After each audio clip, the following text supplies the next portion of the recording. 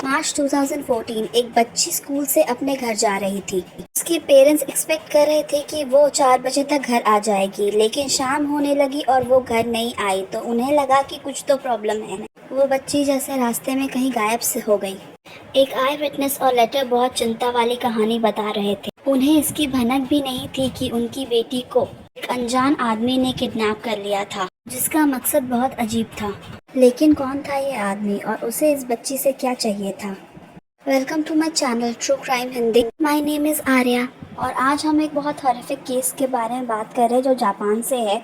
लेकिन उससे पहले अगर आपको ट्रू क्राइम या स्ट्रेंज केसेस पसंद है तो प्लीज़ मेरे चैनल को सब्सक्राइब करें और अगर मैंने कोई नाम गलत लिया तो उसके लिए मुझे माफ़ करें। Now let's start with the story.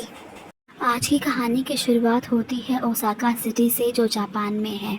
ये शहर एक गांव हुआ करती थी एंड 1921 में इसे गांव से टाउन का स्टेटस दिया गया और अब 100 साल बाद यहाँ पे 1,50,000 लोग यहाँ पे रहते हैं, क्योंकि ये जगह टोक्यो से पास पड़ती है।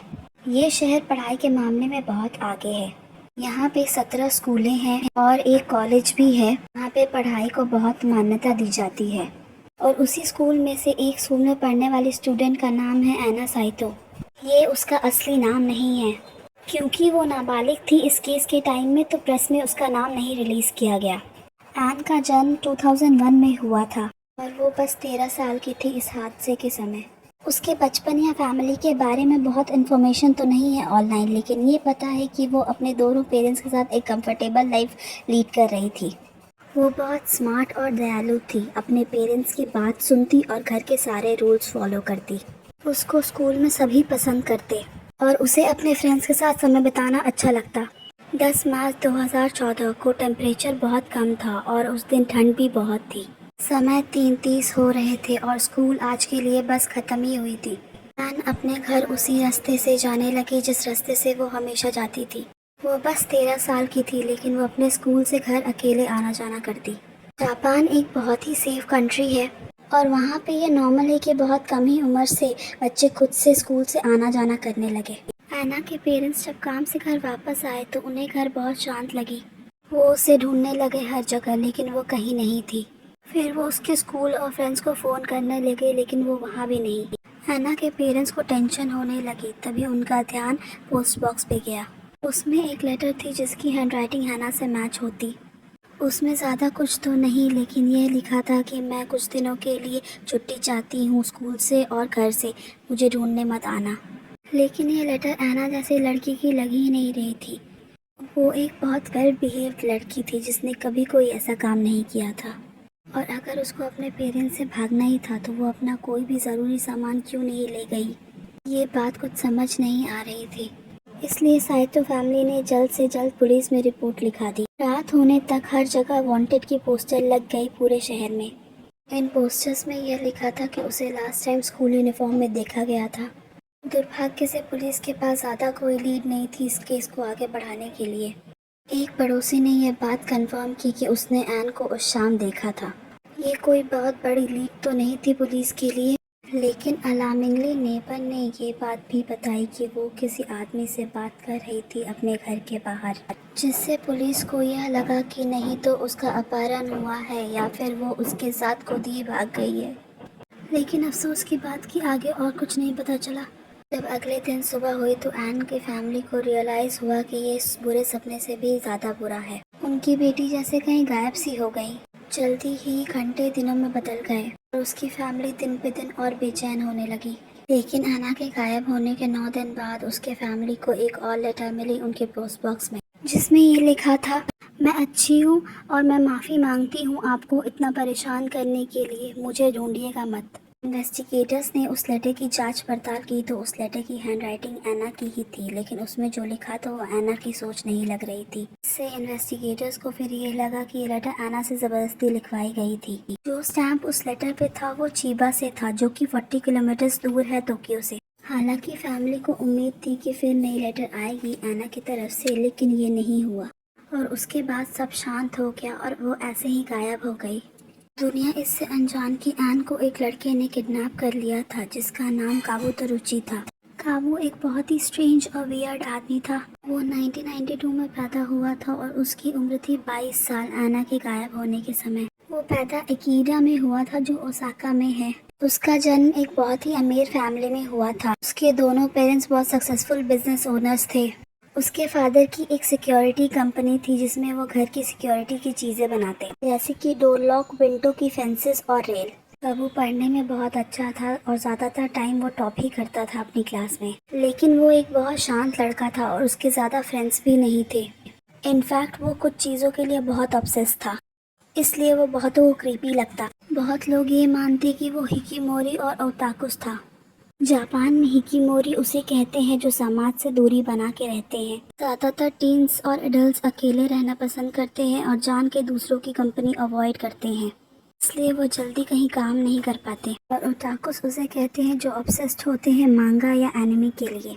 मांगा जापानीज के कॉमिक्स बुक्स को बोलते हैं और एनिमे बोलते हैं उनके कार्टून शोज को। काबू के केस में वो एनिमे से ऑब्सेस था। काबू बहुत सफल था अपनी पढ़ाई में और उसने एविएशन स्कूल अटेंड किया टोक्यो में। फिर वो कैलिफोर्निया चला गया और वहाँ की यूनिवर्सिटी से उसे लाइसेंस मिली ग्रेजुएशन के बाद सितंबर 2013 में।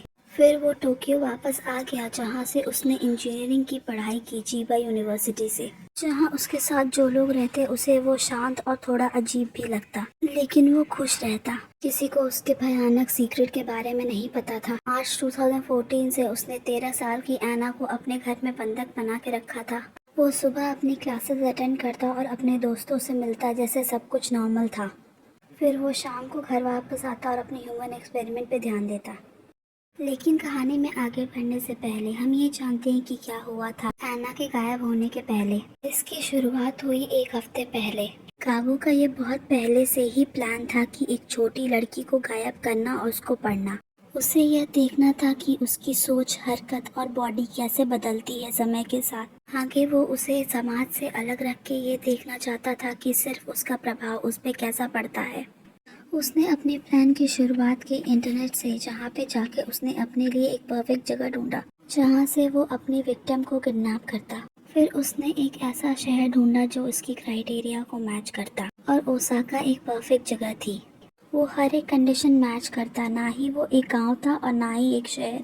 वो इस जगह पे कभी गया तो नहीं था, लेकिन वो उसके घर के इतना पास तो था कि वो उस जगह पे जाके खुद से जांच पड़ताल कर सके और ऑनलाइन भी सब चीज़ों के बारे में पता लगा सके। अब जब उसने एक जगह सिलेक्ट कर ली थी तो वो ओसाका में जाके सब जगह देखने लगा और अपने विक्टिम को ढूंढने लगा। तभी उसको मिली एना साइतो। उसने ये नोटिस किया कि एना ज़्यादातर टाइम अपने स्कूल से घर अकेले ही जाती थी और काबू को लगा कि वो उसे अपने एडवांटेज की तरह यूज़ कर सकता है। फिर उसने जल्दी ही अपनी जांच पड़ताल चालू कर दी उसके बारे में पता लगाने की। तभी उसे उसका असली नाम पता चला। एक हफ्ते बाद 10 मार्च 2014 को उसने फाइनली डिसाइड कर लिया कि वो उसे किडनैप करेगा। उस दिन मंडे था और शाम के 4 बज रहे थे। एना अपने स्कूल से वॉक करके घर वापस जा रही थी। तभी काबू ने उसे अप्रोच किया। उसी के घर के बाहर उसने धोखे से उसे अपने कार में बिठा लिया। उसने ये झूठ बोला कि उसके पेरेंट्स का तलाक हो रहा है और वो उसका फैमिली लॉयर है और वो तैयार था उसको उसके पेरेंट्स के पास ले जाने के लिए जो उसका ऑफिस में वेट कर रहे थे। और फिर काबू को एना का पूरा नाम पता था तो इसलिए वो उसके और उसकी स्टोरी पे भरोसा करने लगी और उसके कार में बैठ गई। फिर वो उसे ऑफिस ले जाने के बजाय 64 किलोमीटर दूर ले गया ओसाका से अपने घर चिबा में। अब काबू के पास नई और एक बहुत ही अलग कहानी थी एना को बताने के लिए। अब वो ये दावा करने लगा कि उसके पेरेंट्स उसको मारने का प्लान बना रहे थे। उसके फैमिली भी बहुत उधार था और वो इसे ठीक करना चाहते थे एना के इंटरनल ऑर्गन्स को ब्लैक मार्केट में बेच के। और इसके साथ उसने एक नकली ऑडियो रिकॉर्डिंग एना को सुनाई जिसमें उसके पेरेंट्स के बीच की बहस और उन्हें इस आइडिया पे सहमत होते हुए एना ने सुना। यहाँ से चालू हुआ काबू का उसको मैनिपुलेट और पर्सुएट करना। उसने एना से यह बोलना शुरू कर दिया कि वो उसकी देखभाल करेगा और उसकी रक्षा भी करेगा। वो उसे यह भी बोलता कि सिर्फ वही उसे बचा सकता है और वो उस पर भरोसा कर सकती है। काबू उससे यह भी कहता कि तुम्हारे लिए कोई नहीं आ रहा, कोई तुम्हारी परवाह नहीं करता, तुम्हें सबने निकाल फेंक दिया और अब तुम एकदम अकेली हो। वो इससे बार बार एना से कहता, हफ्तों, महीनों और फिर सालों के बाद यही सच बनने लगा एना के लिए। एना एक बहुत ही इन्फ्लुएंशियल स्टेज में थी। 13 साल में वो इतनी बड़ी तो हो गई थी कि वो चीज़ों को समझ सके, लेकिन अभी भी वो सीख रही थी। उसे सही गलत या झूठ सच में अंतर करना नहीं आता था। वो धीरे धीरे कबू के बातों पे बिलीव करने लगी। इसे स्टॉकहोम सिंड्रोम कहते हैं। स्टॉकहोम सिंड्रोम एक ऐसी कंडीशन है जिसमें हॉस्टेज को फीलिंग्स डेवलप होने लगती है अपने कैरेक्टर के लिए। वो उस पर भरोसा करने लगते हैं। वो एक कंफ्यूजन की दुनिया में फंस जाते हैं। एना का दिमाग उसके साथ गेम खेलने लगा था। उसे ये तो पता था कि जो उसके साथ हो रहा है वो सही नहीं है, लेकिन फिर भी वो उसके साथ रह रही थी। अनफॉर्चुनेटली कबू भी अपने एक्सपेरिमेंट्स के साथ बिजी था। वो ऑब्सेस्ड हो गया था ब्रेन वॉशिंग और हेलुसिजेंस। एक ड्रग्स होता है जिससे आदमी का दिमाग ठीक से काम नहीं कर पाता, और उसे जब ये पता चला कि मॉर्निंग ग्लोरी फ्लावर्स में पाई जाती है तो उसने धीरे धीरे ये एना को देना चालू कर दिया। एना उसके घर में एक रूम में बंद रहती जो कि 40 किलोमीटर दूर था, टोक्यो से, चिबा में। वो उसके रूम के बाहर हमेशा पहरा देता रहता था। वो उसे आराम और सुविधा तो दे रहा था, लेकिन उसने वहाँ से उसका भागना बहुत मुश्किल कर दिया था। जैसे कि घर के सारे दरवाजे सिर्फ बाहर से ही खुल सकते थे और सारे खिड़की और बालकनी को लॉक कर दिया था।